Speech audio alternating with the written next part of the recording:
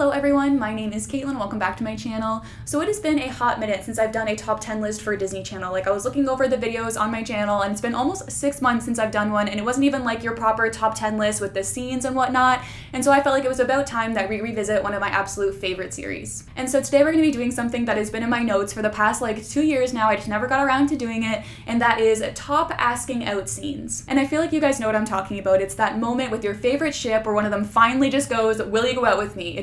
It hits every single time. Now we're only going to be going over the shows today because I had way too many scenes to choose from. I couldn't even like fathom going over the movies as well. So if there are any scenes from the DComs that you guys love, please leave them in the comments down below. I mean, the main one that comes to mind for me is from Zombies, where Zed says to Addison, like, "I need to take you on a proper date," and she squeals.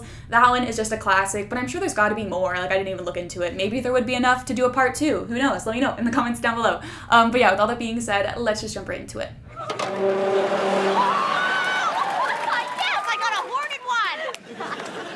Rocky clarinet golf. Can I take you out to dinner to celebrate? Austin Monica Moon, are you asking me out on our first official date? Why, yes, I am. Allie, I don't know your middle name. Dawson? I accept. And I am never telling you my middle name. Okay, so at number 10 we have Austin and Allie, because I will admit that this is a very cute scene. But there are others on this list that I feel like are so much better, and so that's why this one is only at number 10. And ones that are much less comical. Like I feel like the comedy really drives this scene, which is fine, but I personally prefer the more romantic ones that just have me like reciting it over and over again in my head afterwards. There's also the fact that the date they end up going on ends up being super awkward and they end up breaking up by the end of the episode. The reasoning is that they just don't know how to act as a normal couple and feel as though like they're just not ready to date yet, which is fair, and I do think that that was the right decision for them to make at the time. But that does affect me going back and rewatching this scene though, because it's like, oh, that's so cute, but then it's also like the start of their downfall, you know? Or I guess not downfall, because like I said, I do agree with their breakup in the moment and obviously their endgame, and so we don't need to worry about that, but it definitely does cloud the cuteness of that scene a little bit, at least for me anyways. But it is still such a cute scene, and I know that people love these two together, and so I had to include them at number 10. ¿Abono? Ay, me encanta. No, qué hermoso. Eso es abono y tiene olor, Chiara. Sí, es hermoso. Seguro que me lo dejó Guillermo. Es un código entre nosotros. Porque el primer día que yo lo seguí y él se dio cuenta, yo le conté que estaba yendo a comprar abono. Y él me dijo lo mismo cuando él me estaba siguiendo. Sí. No es un divino, es un divino. Es un divino, sí, pero eso no deja de ser abono, tiene olor y es feo. Sí. No me parece tan divino. No, pero es fundamental para las plantas el abono. Claro. ¿Okay? ¿Me puedo quedar con la Es flor? una metáfora de nuestra historia de amor. Y la flor es mía, me lo regaló mi Giovanni. Ay, me encanta. Es un Ok. poeta, me encanta. Me encanta que te encante. No, justamente yo estaba diciendo que me encanta la flor. La rosa me gusta mucho. A mí también me encanta, sí. Y tengo que irme a estudiar, Ok. ¿Y dónde hemos quedado? ¿Qué estabas diciendo? Me estabas diciendo que te había gustado la rosa, solamente la rosa. Sí, no, solamente la rosa. Y la verdad es que me gusta mucho. Aunque me di cuenta de que está llena de espinas. ¿Estás bien? Sí, no, gracias. Ya estoy muy bien, olvídate, estoy muy bien. Es imposible olvidarse de ti. Desde que te vi bailar, no dejo de pensar en Giovanna. ¿Quieres salir conmigo? Okay, so I just had to include Chiara and Guillermo on this list, even though, spoiler alert, I do have another ship from Bia on this list as well. And so I was like, do I really want to have 2 ships from the same show on this list when I do have so many scenes to choose from? And then I remembered that this scene is literally the reason why I wrote this video idea down in my notes app forever ago. And so I felt like these two deserve to be on this list, at least as like a thank you for this video idea. There's just something in his voice, like that breathless way in which he says, like, "Quieres salir conmigo?" It gets me every single time. And I remember it really catching me by surprise, probably because it does happen quite early on in their relationship arc, but I still feel like the timing was just perfect. And so this scene does lead into another episode, as Bia loves to do, and I chose not to include the second half of this scene, mainly just because Chiara basically says that she'll think about it. I mean, it still is a pretty cute follow-up scene, it just doesn't really start off that great, and so I'm just like, nah, we could just cut it there. And then the date that they end up going on is pretty adorable as well. It kind of makes me cringe a little bit, but that's okay. First dates are usually cringy, so I'm okay with it. And so yeah, that's Chiara and Guillermo. I know that they are a little bit of a controversial ship just because they have such an unknown known age gap, but that's also just kind of a Disney Channel Latin American thing. Like oftentimes these characters have age gaps and we don't know what they are because nobody knows the actual ages of any of the characters really. But yeah, that's why I personally chose to headcanon Chiara and Guillermo as having like the smallest amount of age gap as possible with the storyline of the show, but it's a bit hard, and so I tried just to be like, they're cute and I'm just gonna focus on that. And so yeah, that's why they're number 9. Let's move on to number 8. You know, since I got here last Thursday, I've noticed that he talks like a cowboy. Oh, and he likes cats. In America, we call them kitty cats. Okay, kitty cats. I made you say kitty cats. How would you feel about maybe going for some tea later? Then you can make me say all kinds of things that make you laugh. Okay. But if go for tea doesn't mean a date, then I'm gonna be really embarrassed. And that whole accent thing, girls see right through it. No, they don't. Alright, so next up we of course have Alex and Mason from Wizards of Waverly Place. And I feel like this whole episode is just so iconic, but it's that beginning art class scene that I feel like I could just recite from memory. Mason is just so incredibly smooth in that scene, and I mean, they do really play into the whole like British thing, but they do continue to do that throughout the entire series, so it is what it is. And also the chemistry that these two have just right off the bat is unmatched. And I actually wasn't sure if I should have this scene this high up. Like, I know number 8 isn't really that high, but they are above 2 other ships, and that's pretty good for being such a short scene. And honestly, one of the main reasons is because of that line where Mason is like, then you can make me say all sorts of things that make you laugh. Like, that is the line that just gets me in this scene. And then we have their actual date in question, which is very Alex with the water balloons and then followed up by the romantic montage. And then the fact that this episode ends with their kiss, which is probably one of the best kisses from all of Disney Channel. And so this was basically like the start of their whole story arc, and I just feel like it was done so well. And so that's why they are where they are on this list. Sasha, thank you. What you did for me was incredible. I'll never forget it. You should thank Penny. She's the one with the idea. From what I've heard, you never do anything you disagree with. So, I was thinking maybe you want to go out on a date with me? You and me? Yes. Ice cream in a movie, or pizza in a movie, or maybe just a walk in the park. I thought you said... Forget what I said. I was an idiot, and I'm sorry.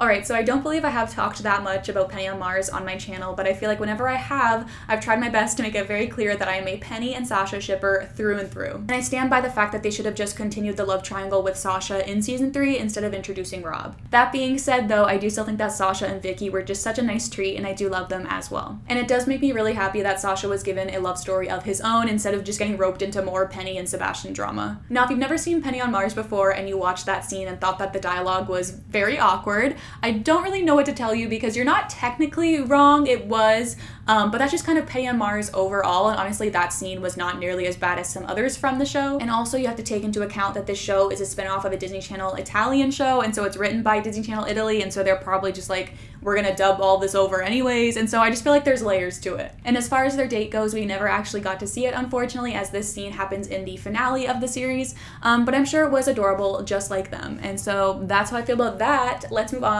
to number 6. I think we're at number 6. So let's talk about that. I sound like Rhett and Link. ¿Vos viste la cara que pusieron cuando le dijimos felicitaciones? Mucha suerte, chicos. Me encanta cuando sonríes. Ay. Bueno, gracias. Ay. Me gusta estar más relajada también. Oye, te invito, si aceptas. Si... A ver. ¿No sabes qué?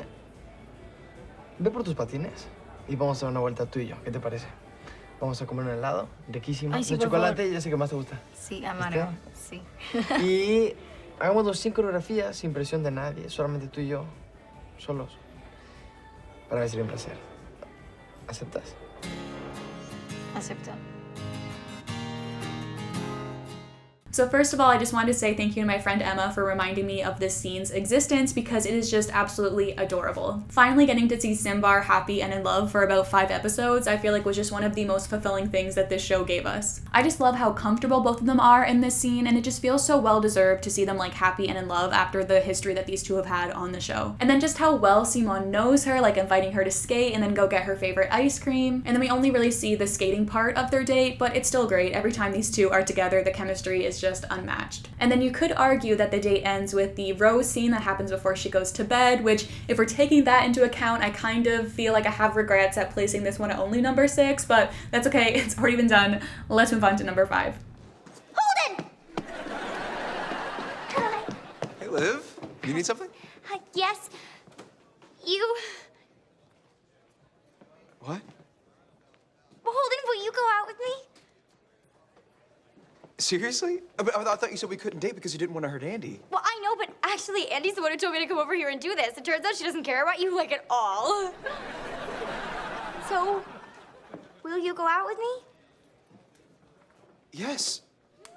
Yes, no, I'll absolutely go out with you. I don't want to wait another minute. Come on, let's go. Okay. Oh, wait, no, well, I mean, right now we have school.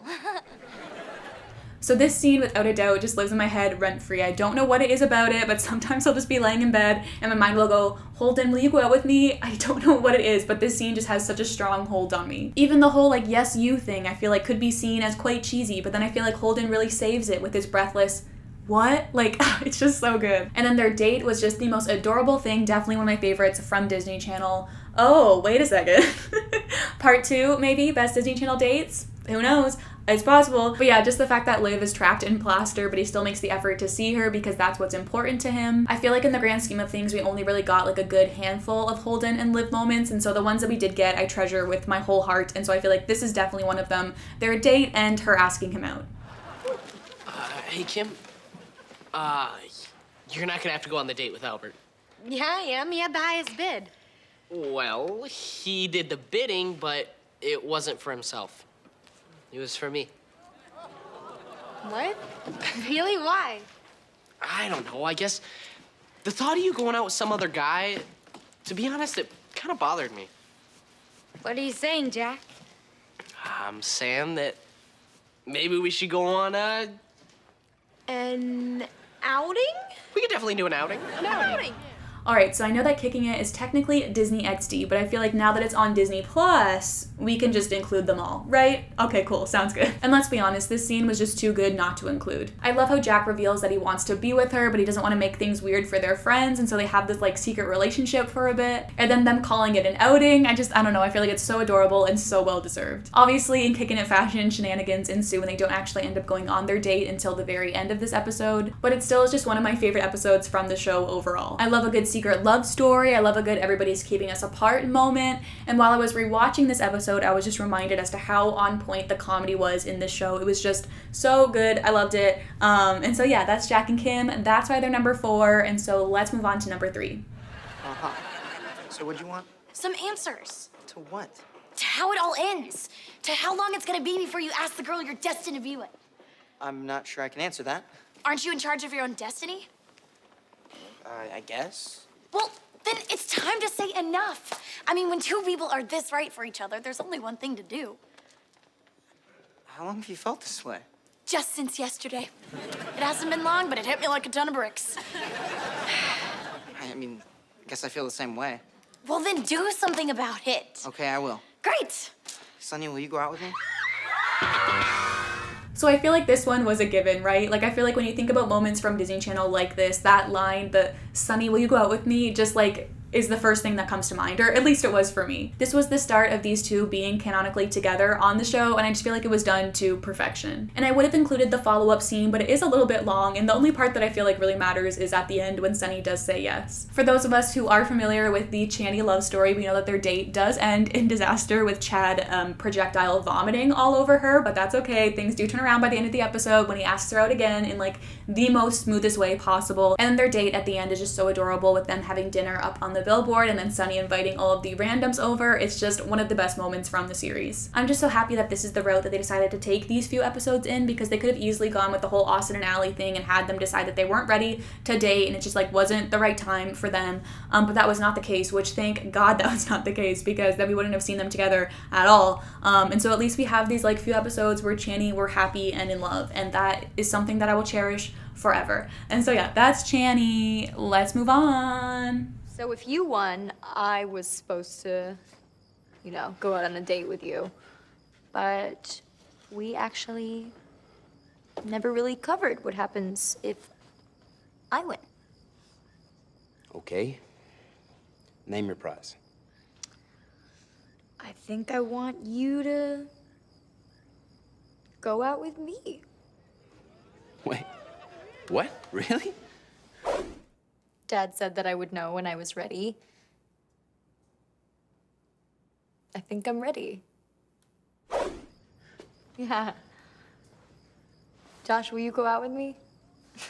Yes.